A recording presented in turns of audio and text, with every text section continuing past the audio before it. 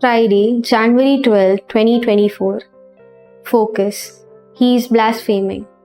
A king transformed a remote village into a town.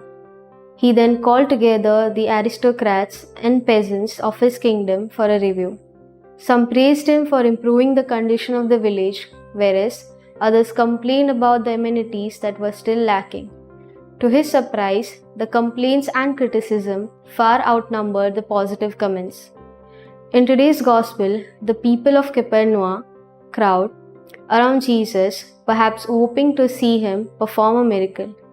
Many of them are in awe, but the scribes start questioning in their hearts after hearing Jesus forgives sins.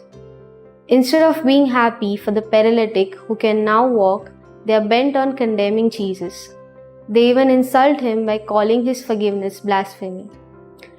Do we praise and offer support when we see someone successful or doing a good deed, or when we hear about a worthy effort?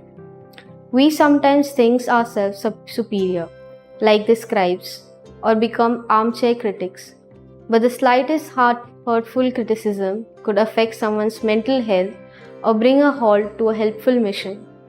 Jesus faced criticism throughout his life, but that did not stop him from proclaiming the word of God. We too must remember that the kingdom of God raises those who lift others. Those who exalt in your name all day and in your righteousness are exalted. Fruit. Let me give positive feedback or at least constructive criticism that will help others improve.